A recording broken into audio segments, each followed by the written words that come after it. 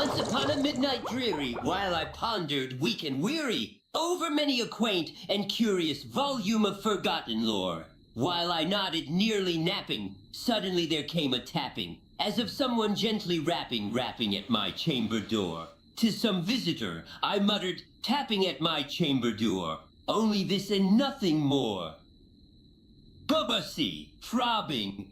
Oh yes, the opening stanza sets the melancholic yet mystical tone for the rest of the poem. Poe masterfully employs alliteration with weak and weary to convey the narrator's somber state of mind as he ponders esoteric texts late into the night. The sudden rapping at the door startles him from his reverie, foreshadowing the supernatural events that will soon unfold.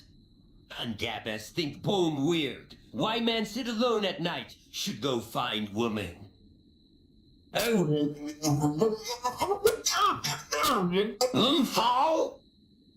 How distinctly I remember it was in the bleak December, and each separate dying ember wrought its ghost upon the floor. Eagerly I wished the morrow. Vainly I had sought to borrow from my book surcease of sorrow. Sorrow for the lost Lenore, for the rare and radiant maiden whom the angels name Lenore, nameless here forevermore. Mercy, throbbing.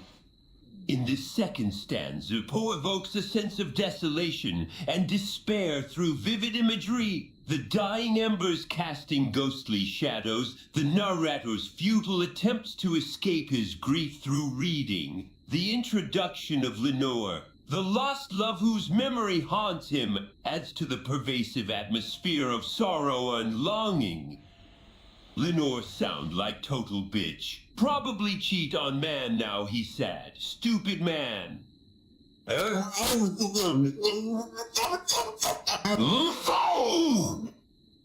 And the silken sad and certain rustling of each purple curtain thrilled May, filled me with fantastic terrors never felt before, so that now, still the beating of my heart, I stood repeating to some visitor entreating entrance my chamber door. Some late visitor entreating entrance at my chamber door. This it is and nothing more.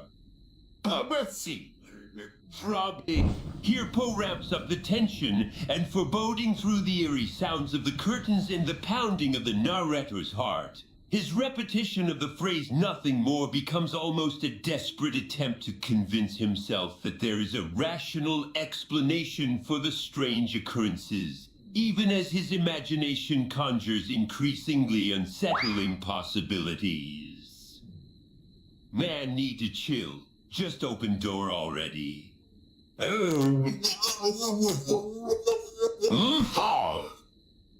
Presently my soul grew stronger, hesitating then no longer, sir. Said I, or madam, truly your forgiveness I implore. But the fact is I was napping, and so gently you came rapping, and so faintly you came tapping at my chamber door, that I scarce was sure I heard you. Here I opened wide the door. Darkness there and nothing more.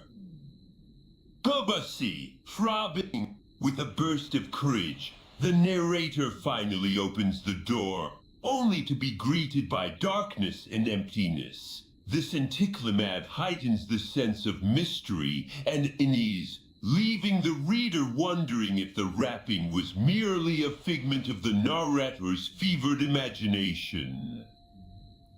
See nothing there. Told you men just crazy.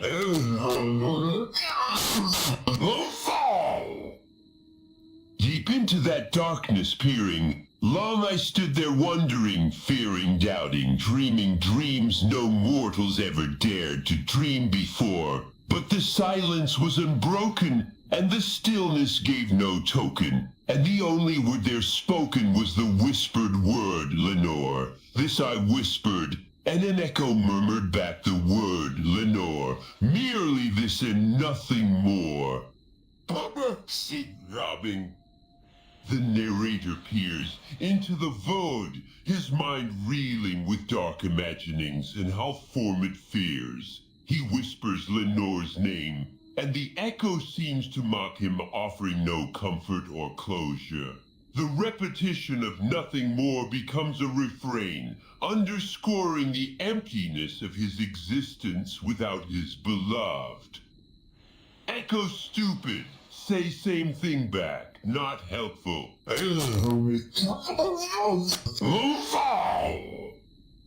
Back toward the chamber turning, all my soul within me burning. Soon again I heard a tapping somewhat louder than before.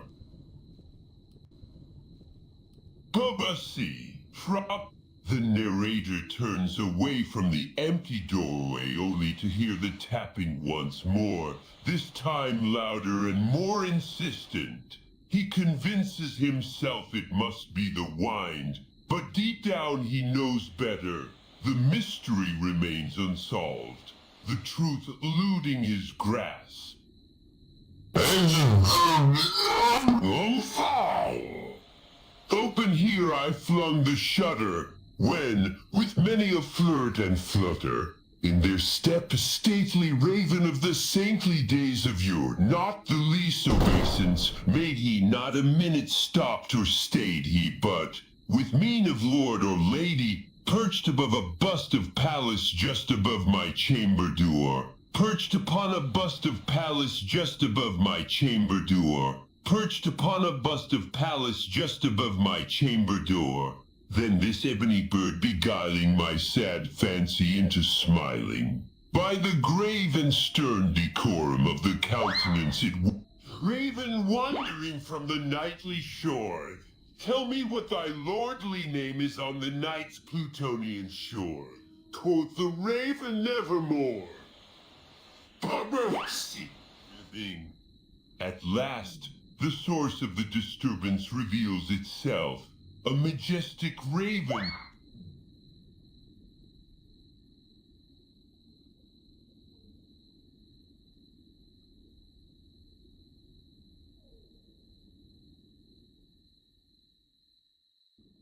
Is cryptic and chilling nevermore.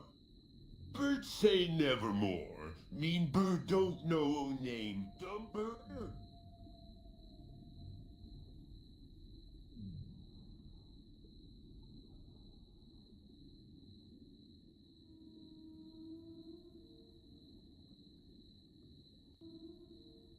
Living human being ever yet was blessed with seeing bird above his chamber door, bird obese upon the sculptured bust above his chamber door, with such name as nevermore. But the raven, sitting lonely on the placid bust, spoke word as if his soul in that one word he did outpour. Nothing further than he uttered, not a feather than he fluttered. As my hopes have flown before. The narrator is astonished. Raven's ability to speak, but the single word it utters holds no meaning or relevance to his situation.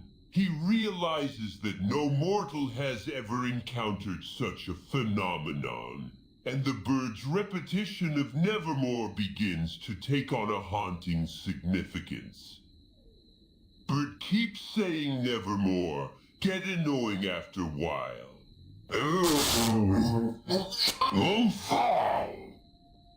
Startled at the stillness broken by reply so aptly spoken doubtless, said I, what it utters is its only stock and store caught from some unhappy master whom unmerciful disaster followed fast and followed faster till his songs one burden bore, till the dirges of his hope that melancholy burden bore of never, nevermore.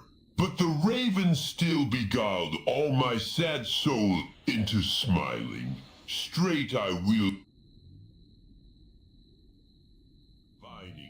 with my head at ease reclining on the cushion's velvet violet lining that the lamplight gloated o'er, but whose velvet violet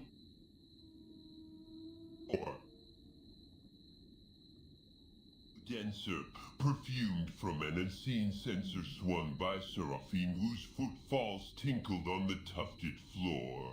Wretch, Panthy, and forget this lost Lenore. Respite from his grief.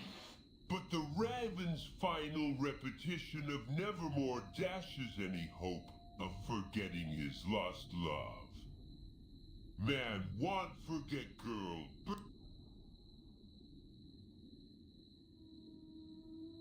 still, if bird or devil,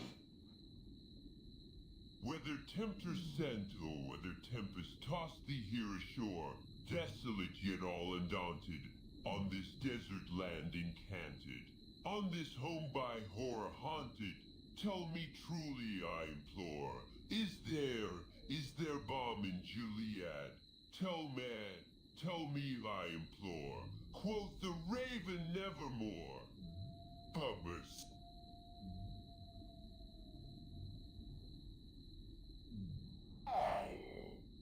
Prophet said I, thing of evil, prop het still